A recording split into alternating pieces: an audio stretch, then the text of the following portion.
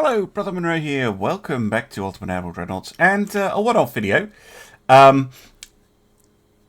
Basically, if you watch Stealth 17's channel, you're maybe aware that he is doing a tournament at the moment, and I sent a design in. It didn't get picked, but I did want to do a little video just showing off the design and my kind of approach to the design competition. So if you weren't aware of the rules, you can choose your country.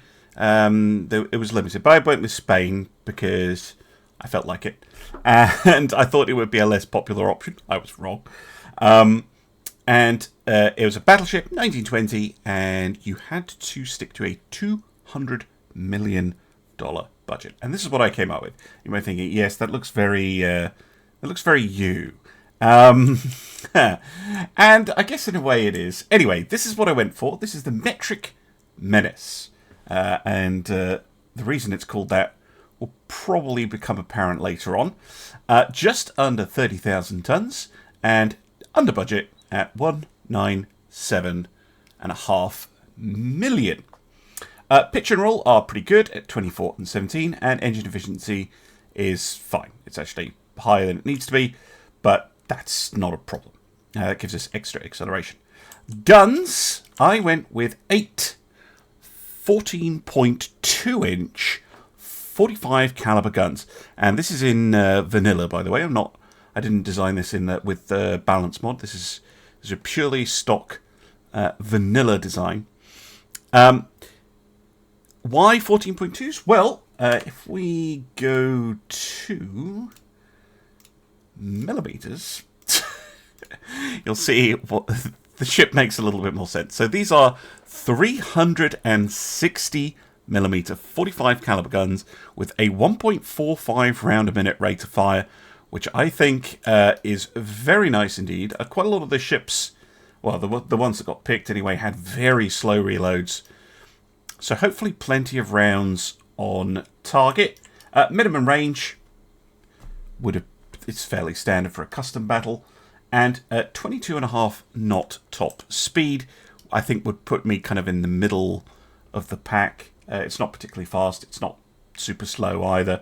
21 to 25 is pretty typical for this era. Maximum bulkheads, of course, no beam or draft adjustments. So just straight up standard resistances. Where I think I would have been a little bit different from the other entries that got picked, obviously I haven't had the luxury of looking at all the designs, is that I sprang for an 85 veteran crew. This is pretty much the ideal level. If you go beyond this, you don't actually get any bonuses in terms of your skills here.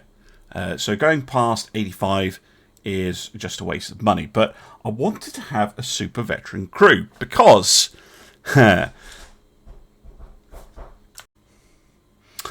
so one of the things that at least the reason I picked the crew when I was designing the ship was because the 30% accuracy bonus is really strong. The 20% reload time reduction is also really strong, and a damage control of 60 is really, really helpful. And I thought that not many people were going to go for very high-end crews, and I thought that that would give my ship a little bit of an advantage. Now, the other thing that I've discovered after designing this ship is that I think that this stat, the aiming speed bonus, and I don't actually know what it is on this ship, but I have a suspicion that that is related to the range found bonus in some way. Ships with higher aiming speeds seem to do better at it. We got a plus 30% aiming speed. So that might also factor into the performance of the ship. I think we might have seen some pretty high range found bonuses of the ship. I did not bother with secondary armament at all. A couple of the other competitors seem to have done that as well.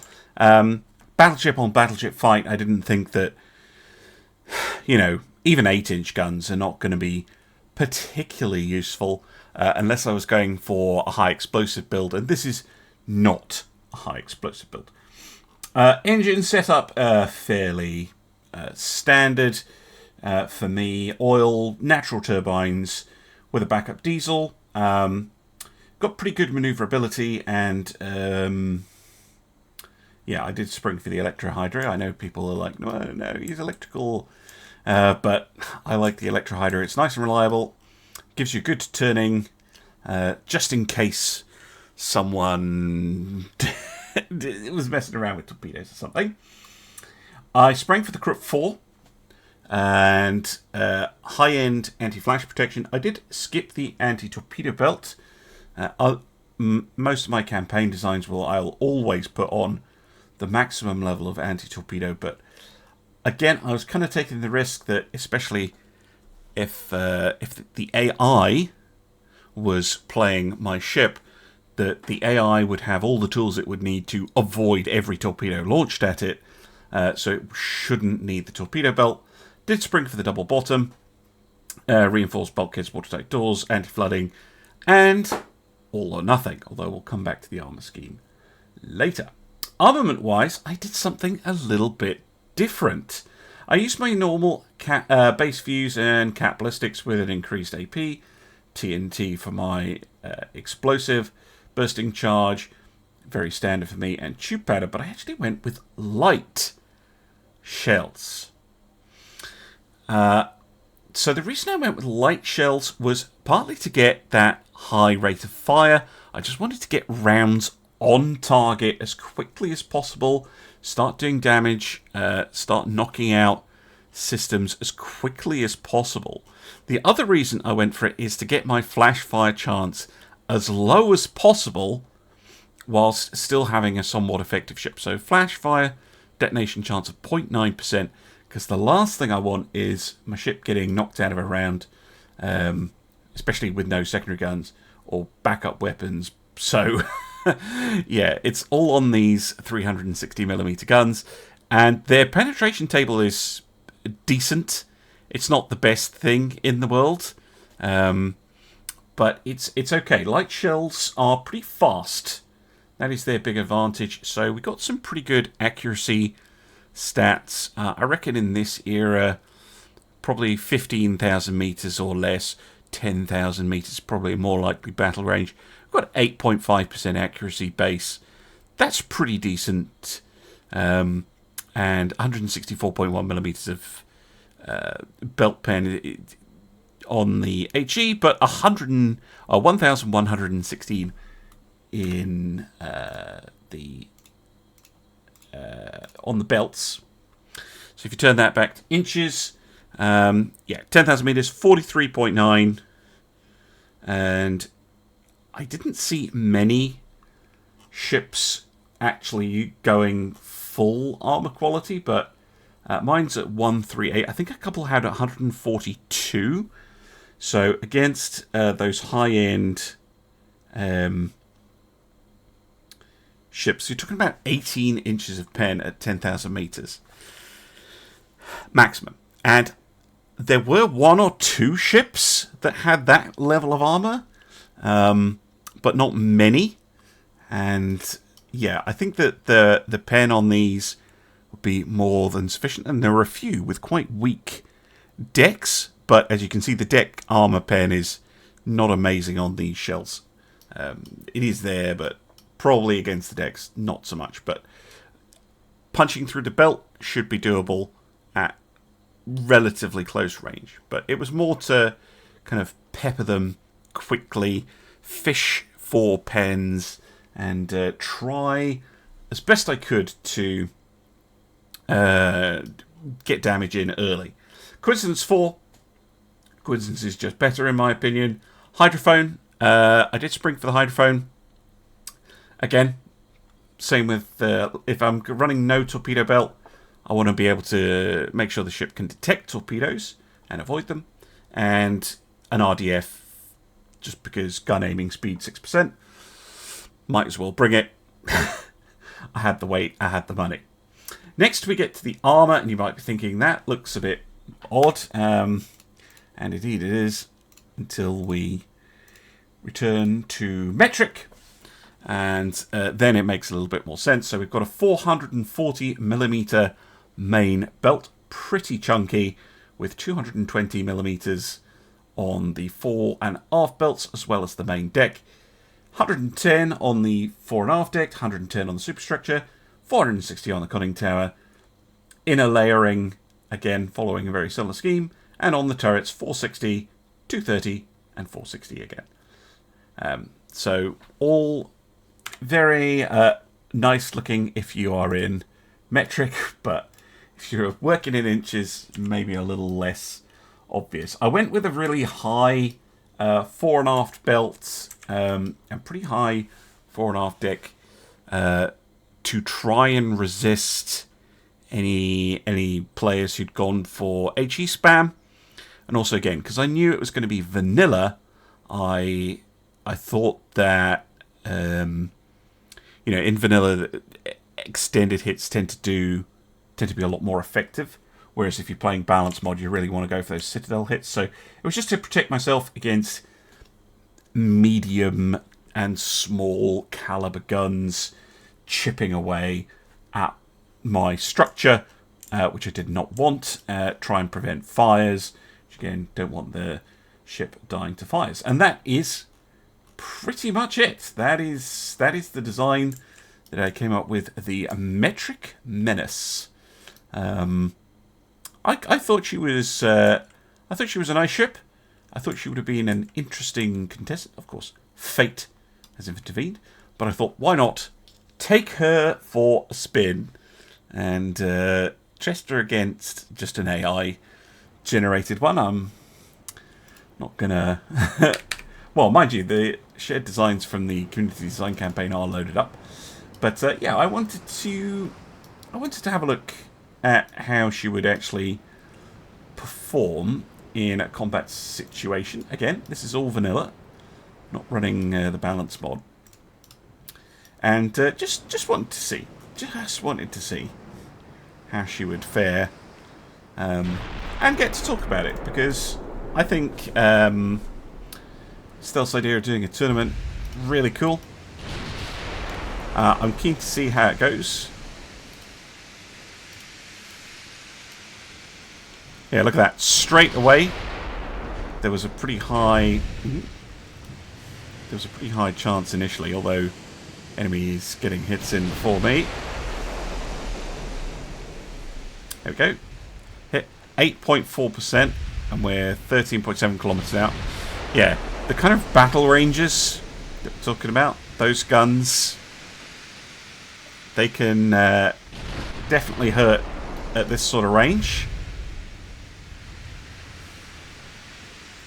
It was mainly to see how quickly we build that range found bonus. Yeah, already up to 200%.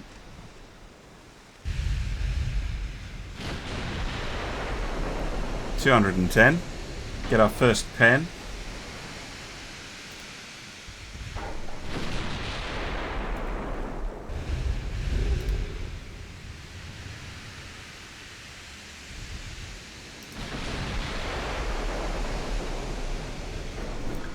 Blocks, but yeah, look, 28% accuracy. Yeah, we're taking the odd clattering hit, but it's not doing a huge amount. Destroyed a main gun. Very nice. That almost looks like a player design.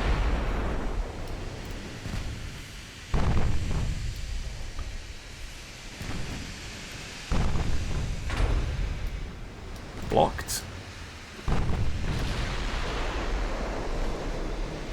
We took a hit there, but again, hit back, took out another turret. The Galois. Oh, that's very weak armor. Close in, kill it.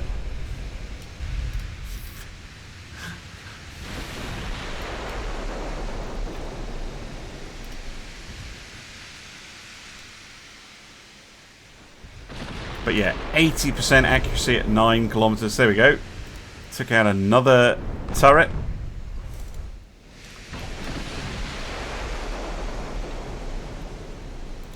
And another one. Jesus.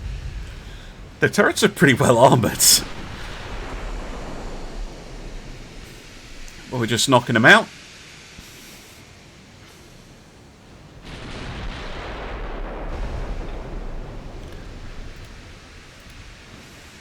Yeah, that level of armour, not the most impressive, I have to be honest.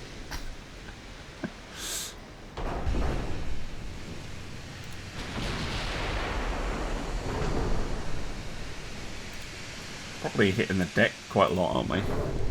Nothing you can do about it. But we're just kind of rattling their cage at the moment. But that high rate of fire, just all those hits.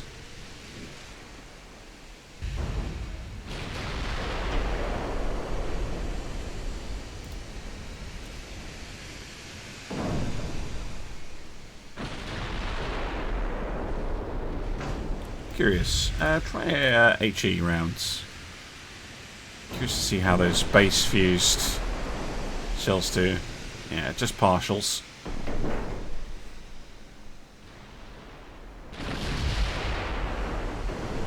Doing quite a lot of damage though.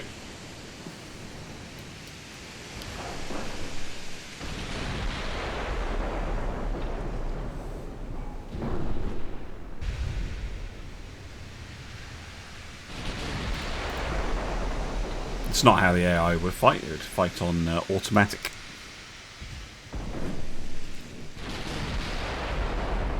Boom, there we go. That was a good hit. Flooding. And the Galwa.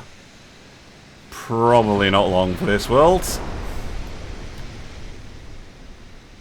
Got him. But yeah, there you go. That's my ship.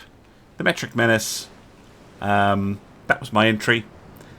Let me know what you think. Let me know how you think she would have done in the tournament. And yeah, I'm looking forward to seeing how the submissions that did get picked do. But yeah, just a little one today, and a little bit of an extra video for you, you wonderful people. And I'll see you again soon for some more Ultimate Admiral Dreadnoughts. Bye for now.